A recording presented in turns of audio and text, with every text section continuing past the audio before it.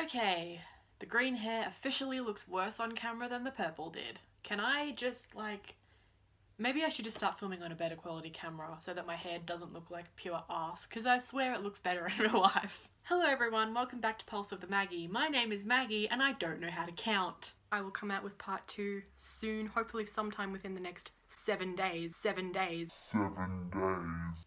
Yeah. Apparently in my brain, 7 days means 2 months. I know I had a bit of a mental breakdown in my last video where I was like, everything sucks and this channel sucks and but I am feeling a lot better about it now. I do think it was just the quarantine making me feel like shit, but yeah. Basically, like I've said, I am back at uni now, so I don't know how frequently I'm going to be able to film videos, but I do want to keep filming videos. So if you're going to be bothered by the fact that I'm not going to have like a new one every week, maybe don't watch my videos because they're not going to be incredibly frequent, but I will do my best and I am going to try and probably come back.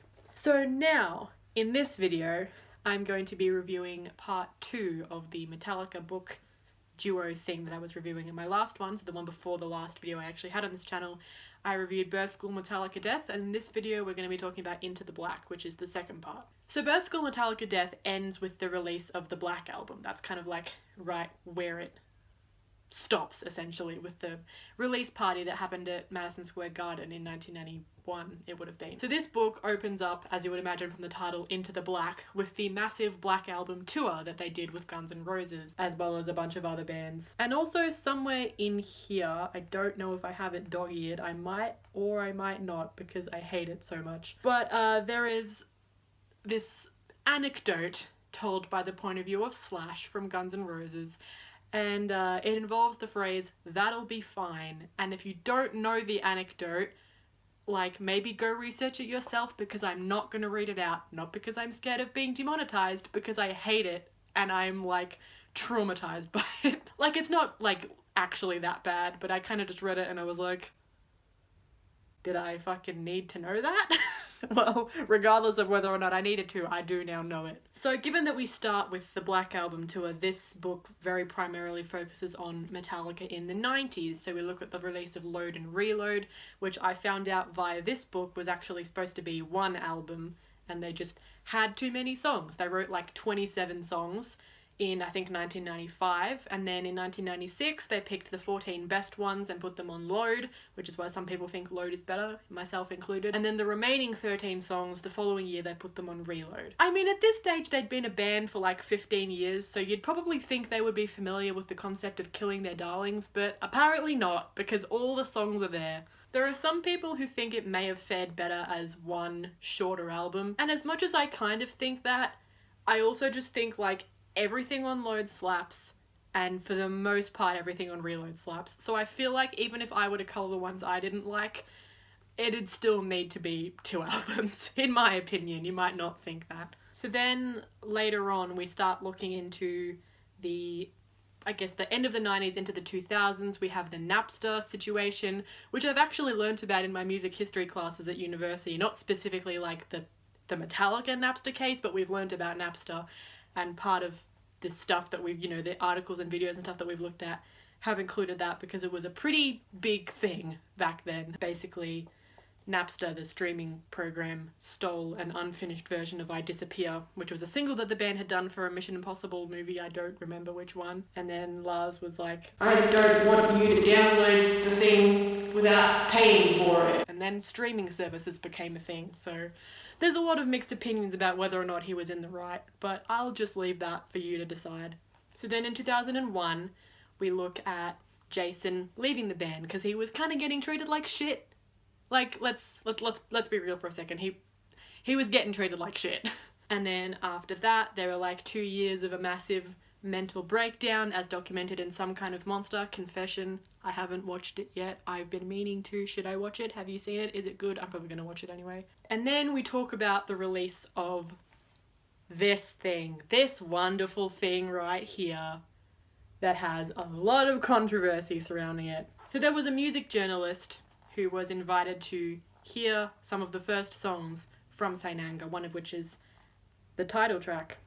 And we have a thing here that says, the most difficult task in a music journalist's workbook, knowing quite what to say when hearing recorded music for the first time in the company of the people who recorded it, is made even trickier when the pair break the silence that greets the conclusion of Saint Anger by asking for an opinion. It's amazing, the pair are told. It's incredible. So certain is the opinion that just weeks later, the first Metallica feature to be published since 2001 features the sentence, "Saint Anger is the finest thing to which the band have ever put their name." As is now known, Saint Anger the album is in fact the worst thing to which Metallica have put their name. I do think it's interesting that when it first came out, like, there was someone who actually thought it was really good. And, you know, those opinions changed, I guess. But one thing I really want to read about Saint Anger is this review here, which it was talking about how they've rebuilt their sound from scratch. No ballads, no orchestras, and no fucking country music. Somewhere up in the ether, Cliff Burton is taking a hit from a celestial bong and grinning from ear to ear. Welcome home, boys.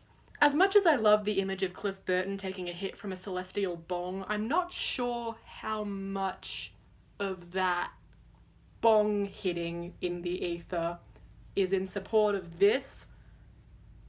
That's a whole bunch of things I never thought I'd say, but here we are. So another thing that happened around the time of Saint Anger's release was that Robert Trujillo, their band's current bass player, joined the band. And I just thought this was a really interesting description of what happened. So this is Lars talking to Rob. "We want you to be a real member of the band and not just a hired hand," he told the guest. "Basically, to show you how serious we are about this, we'd like to offer you $1 million. Hearing these words, Robert Trujillo made a strangulated sound somewhere between joy and disbelief. He was utterly astonished, running his hands through what is now the best head of hair in Metallica. I mean, he's not wrong. He struggled to compose himself and failed. As if expecting to hear the sound of a bedside alarm clock at any moment, he admitted to the people with whom he would now share his life, 'I can't even talk right now.' I mean, if Metallica offered me $1 million to be a member, I don't think I'd be able to talk either, so fair enough." So the second half of the book mostly looks at the 2000s. We have the release of Death Magnetic, we have the release of that, and then eventually we have Hardwired to Self-Destruct. Now the cover does say 1991 to 2014, but it's kind of more like 2015, maybe even 2016, and then this edition has a foreword from 2017. So I don't know, the cover is kind of a lie, because we do get a look at Hardwired to Self-Destruct very briefly. It's kind of talked about like, this is the next thing they will do, let's see what happens. But then the foreword is talking about it as it has been released. So that's basically what the book covers. Like with the first one, we do have a series of photos in the middle that kind of correlate with all of the different things that happen throughout the story. So we have pictures of them live during the 90s. Also, can I just say, does anyone else think Kirk looks like Chris Cornell in that photo?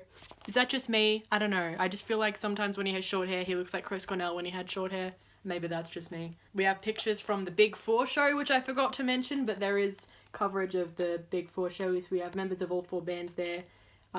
Dave and James, just forgot their names for a second. Dave and James reuniting and seeming to be on good terms after the whole 1983 thing. I don't know, that's basically all I wanted to say about the book. This is not like necessarily a very extensive review. It's kind of me just discussing the main stuff that happens in it. Like the first book, I didn't go incredibly into detail about it, but I described it nonetheless. So yeah, hope you liked this video. Maybe go check out those two books if you're interested in reading about Metallica like I was, and learning a lot of stuff that I didn't know, including the origins of some inside jokes. I've mentioned that, you know, the first book was how I knew what No Warning, No Second Chance means. This book was how I know what That'll Be Fine means. But also, I did actually get a bit of a look into the process behind recording that thing. And honestly, having listened to it and having known the story behind it, I feel like I appreciate it a little more than some people might. Like when I first heard it, I basically had two thoughts. Thought number one was, this is not good. Thought number two was, this is also not bad. Fucking crucify me. I didn't think Lulu was that bad. I mean, there were some songs where I was like, this ain't it, boys. But like, Junior Dad, come on. Like, I cried. It is beautiful. Okay, well I'm gonna stop talking now because that's basically all I have to say. Thank you for watching. If you liked this video, you can give it a thumbs up.